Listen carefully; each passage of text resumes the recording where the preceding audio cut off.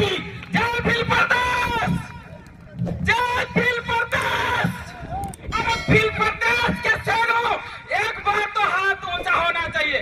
जय भील प्रदेश, जय भील प्रदेश, जय भील प्रदेश। लड़ेंगे, जीतेंगे, लड़ेंगे, जीतेंगे। तो आज हमारी जो लड़ाई है वो 5वीं अनुसूची को लेकर है, और जब ये 5वीं अनुसूची धरातल पर लागू हो जाएगी उस दिन हमारा मुख्यमंत्री बनेगा, हमारा मुख्यमंत्री बनेगा, और हमारी कलम की ताकत चलेगी। हमारी कलम के बिना किसी की भी कलम यहाँ नहीं चल सकती है। गैर आदिवासी इस क्षेत्र में शासन नहीं कर सकता है, कानून नहीं बना सकता है। ये भारत देश के कानून में लिखी हुई है। और हमारे revolutionary person tiger of Bhil Pradesh was served mister Kanti दादा।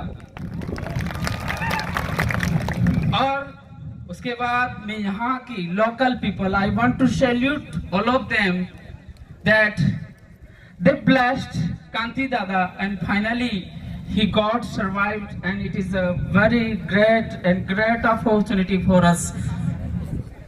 मेरी बात को प्रारंभ करने से पहले मैं उन महान क्रांति, before me many speakers have shared their experience related of our rights, constitutions, 5th schedule. I also have a lot of idea. I also want to share a lot of things. But we need to know the root of cause. What is the root of cause of our problems? These days we are facing lots of problem daily, every day, every minute. We are looking so many problems: murder, crime, rape, so many jobs problem, reservation problem, and we are crying, we are shouting, but we are not getting any solution. We are crying, we are shouting, we want justice, we want justice. हम चिल्ला रहे हैं, और क्या चिल्ला रहे हैं? हमें न्याय चाहिए, हमें न्याय चाहिए, बहुत चिल्ला रहे हैं। लेकिन कोई सुन रहा है? कोई सुन रहा है क्या? नहीं सुन रहा है।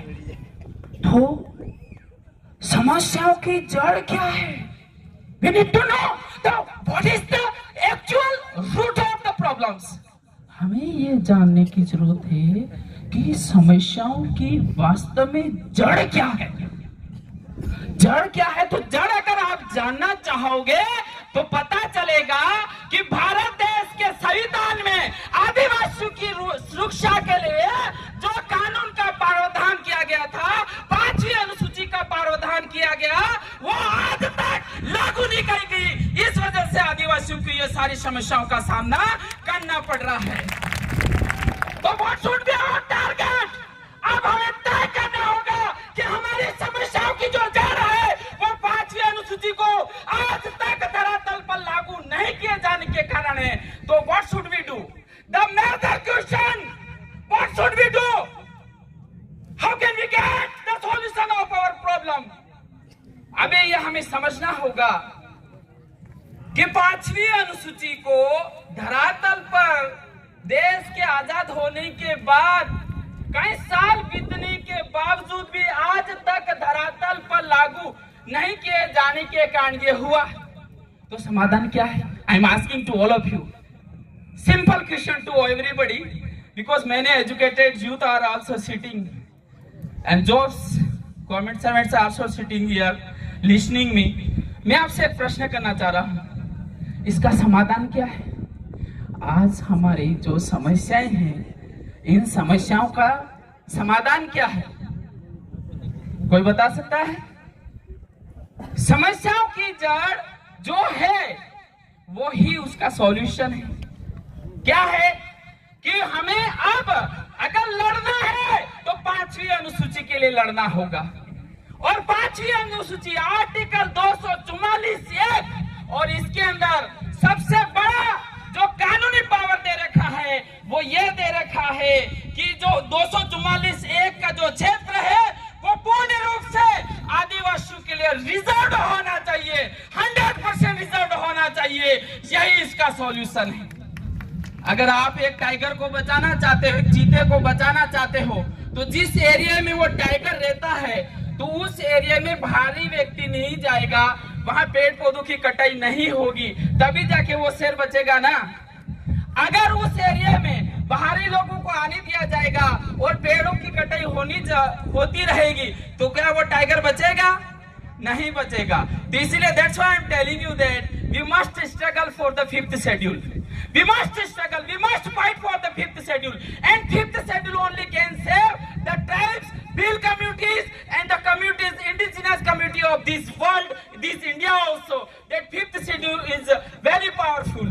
तो आज हमारी जो लड़ाई है वो 5वीं अनुसूची को लेकर है, और दुनिया के जितने भी डेमोक्रेटिक राष्ट्र है उन सभी देशों के कानून में यही लिखा हुआ है कि जो व्यक्ति पहले आया है, जो व्यक्ति उस क्षेत्र का इनहेबिटेंट है, वही उस क्षेत्र का राज करने का अधिकार रखता है, उस वहां के संसाधनों पर खर्च करने का अधिकार रखता है। तो अभी क्या पावरफुल वे पहले होता था ना, पहले अधिकारों के पाने के लिए क्या करते थे? या तो लठ लेके जाते थे, या बंदूक लेके जाते थे, या तलवार, है ना। अरे कोई अपनी बैर ली नहीं क्यों, तो पहला हो करता लाठ ने एक जन हो लीन जाइयो, एक जन हो लीन जाइयो, सही बात है ना। मुंह पर तागड़ नो खबर पड़ी रही, तमीम होता है तो इंग्लिश बोलिए, बात ही नहीं आई, ऊपर तागड़ तक क्या आयो, ठीक है, टेंशन मतलब है ना। तो पहले लड़ाई लड़वान तरीका, तो पहले लड़ाई लड़ने का तरीका तलवार था, बंदूकें थी, पर वो अब समय नहीं रहा है। अब समय क्या रहा है? कलम का युग और लोकतंत्र का युग है।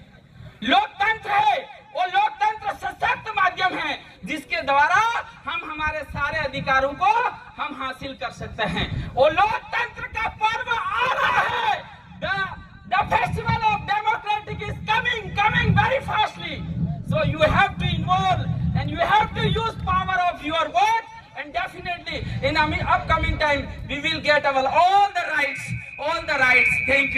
Thank you very much, because many speakers are waiting and I can't kill everybody's time because I am already late. I am coming from Pratapgarh. It took 4 hours, so that's why that I am sorry from all of you. And कांति दादा के ऊपर करकेला वासी का आशीर्वाद हमेशा बना रहे, और आप सभी जनता का भी आशीर्वाद उनके ऊपर बना रहे, ताकि वो दिन रात दुगने उत्साह, शक्ति और ताकत के साथ हमारे भील प्रदेश को बनाने में वो लगे रहें। जय जवान।